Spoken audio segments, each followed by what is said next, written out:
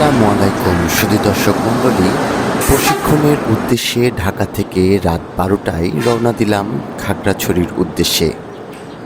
পথে যাত্রাবিরতি দিয়েছিল চাটগাইয়া মেজবানে। কুমিল্লা থেকে আবারও রওনা দিলাম। গাড়িতে ঘুমিয়ে পড়েছিলাম। সকালে উঠে দেখি আশেপাশে পাহাড় পর্বত। বুঝলাম খাগড়াছড়ি পৌঁছে গেছি। আশেপাশের পরিবেশ অত্যন্ত সুন্দর। গাড়ি থেকে নামলাম শাপলা চত্বরে। রাতে একজন সফর সঙ্গী পেয়েছিলাম, তাকে বিদায় দিলাম এবং সকালের নাস্তা করলাম।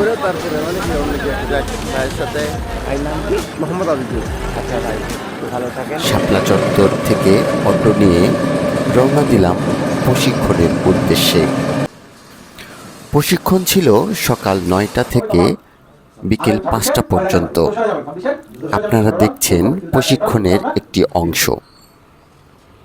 প্রশিক্ষণ শেষ করে কয়েকজন সহকর্মীকে সঙ্গে নিয়ে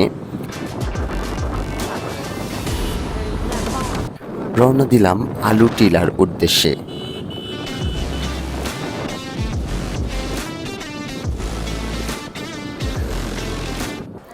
আলু টিলায় ঝুলন্ত সেতু দিয়ে পার হলাম।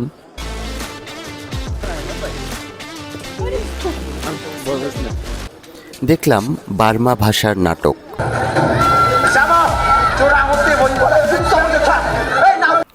টিলা থেকে খাগড়াছড়ি শহর দেখতে অত্যন্ত সুন্দর। অবশেষে আবারও ঢাকার উদ্দেশ্যে রওনা। ভালো থাকবেন সহকর্মীবৃন্দ এবং ভালো থাকবেন আপনারাও। ধন্যবাদ। আসসালামু আলাইকুম।